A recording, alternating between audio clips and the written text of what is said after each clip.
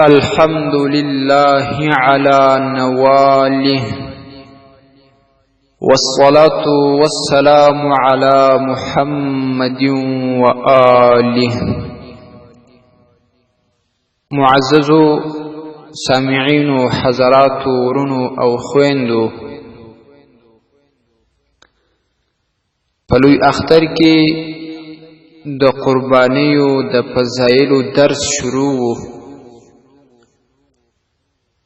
یو درس تیر شوی، نن دویم درس چې دوه حدیثونه به د قربانی په فضایلو کې بیانو.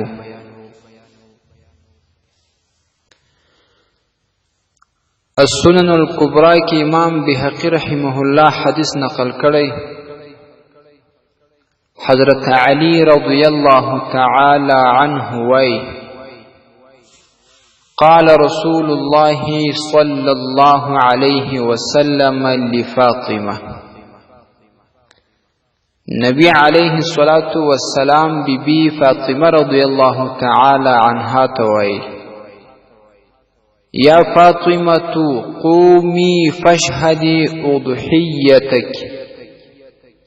اے بی بی فاطمہ رضی اللہ تعالی عنہا، ولاړسا او حاضر سا وخپل قربانی تا خپل اختری تا. بدی کی دلتا یو مسئلہ دادا چی د نبی علیہ السلام امر دی وخپل لور تا چی کلا ستا د طرف تو قربانی کئی نو ته هم ورته ودرې رحل تا قربانی تا حاضر شه. نو دلته مسله دا ده که کوم څوک خپله اضحیه نسی کولی، ضعیفه وي یا بله سوجه وي، نو په بل چا چې کومه اضحیه کوي دی به ورته حاضر وي، ورته ولاړ به وي. وروسته نبی علیه الصلاة والسلام بی بی فاطمه رضی الله تعالی عنها ته وایي: اما ان لك بأول قطرة تقطر من دمها مغفرة لكل ذنب. اے بی بی فاطمه، تا تا د دغه اضحیه په ویني تویولو باندې چې یو څاڅکی وینه توی سي، مغفرة لكل ذنب، مغفرت دی د هرې ګناه، بخښنه ده د هرې ګناه. چې د اضحیې څخه یو څاڅکی وینه تویږي او یو څاڅکی وینه ترې توی سي، رب لا یزال و دغه شخص ته مغفرت کوي، ګناهونه ورته معافوي. دویم ځل بیا ورته وایي: اما انه یجاء بها یوم القیامه. آیا دی باندې تنه خبره چې دغه اضحیه راځي په ورځ د قیامت باندې، بلحومها، د خپل غوښو سره، و دمائها، او د وینو سره.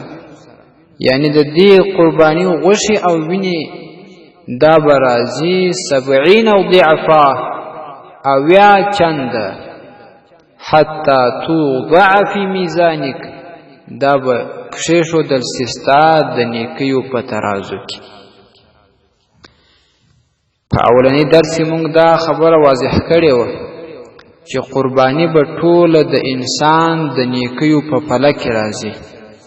په هغه اول حدیث کې دا راغلی و چې د دې قربانی شکرونه، ویښتیان، وړۍ او نوکان، دا ټول د انسان د نیکی په پله کې ولیږي. نو دې حدیث شریف کې بیا غوښې او وینې هم یاد سولې. نو معلومه خبره ده چې دا ټول قربانی راځي، دغه کوم شی چې ته ذبحه کوې دا ټول ستا د نیکی په پله کې ولیږي. بیا چې کله صحابه کرامو د نبی علیه الصلاة والسلام دا خبرې واورېدلې چې په قربانی کې څومره ستر فضیلتونه دي، نو هغه حیران سو چې یاره دا به اوس خاصه وي د نبی علیه الصلاة والسلام د اهل چې دا دومره فضایل به د ده و کورنۍ ته ورکول کېږي که به ټول امت ته. نو سوال یې وکړ یا رسول الله اهذه لآل محمد خاصه فهم اهل لما خصوا به من خیر او لآل محمد والناس عامه. اے د الله پیغمبره صلی الله علیه وسلم، آیا دا د نبی علیه الصلاة والسلام د اهل د پاره یو خاصه ده چې دوی خاص دي د دغه خیر د پاره، که د ټول انسانیت د پاره دا خاصه سته، دغه ثواب او فضایل سته؟ نبی علیه الصلاة والسلام ورته وایي بل هي لآل محمد والناس عامه. دغه فضایل چې کوم بیان شو د قربانۍ، دا د نبی علیه الصلاة والسلام د اهل د پاره هم دي او د ټول امت د پاره هم دي او د ټولو خلکو د پاره هم دي چې کوم چا اسلام راوړی. دا د قربانۍ په فضایلو کې یو لوی حدیث دی. امام بهقی رحمه الله په خپل اسنن الکبرى نم جلد کې نقل کړی دی او امام حاکم رحمه الله په المستدرک علی الصحیحین څلورم جلد کې نقل کړی دی. د قربانۍ دغه ستر او لوی لوی فضیلتونه دي. د کوم چا چې وس وي هغه باید حتمی او ضروري قرباني وکړي. په المعجم الکبیر د امام طبرانی رحمه الله کې بل حدیث شریف راځي.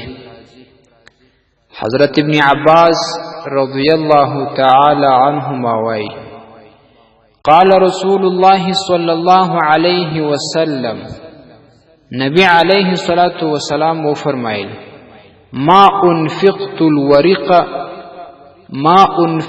الورق في شيء احب الى الله. د اختر په ورځ باندې داسې هیڅ پیوبه یعنی سپین زر نه دی نفقه کول سوي، یعنی د سپینو زرو داسې یو خیرات نه دی سوی چې هغه د الله تعالی ته دومره زیات محبوبه وي من نحیر ينحر في یوم عید، تر دغه قربانۍ تر دغه اختري چې په ورځ د لوی اختر باندې کېږي. یعنی که څوک سپین زر صدقه کړي نو هغه لا هم دومره الله تبارک و تعالی ته نه ده محبوبه څومره چې دا ورته محبوبه ده چې یو څوک د لوی اختر په ورځ باندې قرباني وکړي، اخترې وکړي. نو الله تبارک و تعالی دې مونږ او تاسې ته توفیق نصیب کړي. ډېر داسې کم کسان شته چې وس یې هم لري بیا هم په قرباني کې ډېر زیات سست وي، بس یو بهانه و بله بهانه کوي. داسې کول نه دي پکار چې څومره دې کوشش کېږي باید ته قرباني وکوې. نو او داسې کسان لا هم شته دي چې هغه صاحبان د نصاب نه دي، مونږ یې پېژنو، خو هغه د دې قربانۍ دپاره چې کومه خرڅه کېږي هغه قرض کړي، د دې دپاره چې ثواب مې د لاسه ونوځي، نو قرض به پیدا سي، هغه به ادا کړو، خو دغه لوی فضیلت مو د لاسه ونوځي بیا هم قرباني کوي. خو داسې کسان شته چې صاحبان د نصاب وي هم کله یوه بهانه کړې چې یاره زما سره نشته او کله دا او کله ها ځان کاږي، نو هغه دپاره نه ده پکار، هغه باید کوشش وکړي چې قرباني وکړي، ځکه دومره زیات فضایل په دې کې شته. الله تبارک و تعالی دې هر مسلمان ته د دې کامل توفیق نصیب کړي. السلام علیکم ورحمة الله وبرکاته.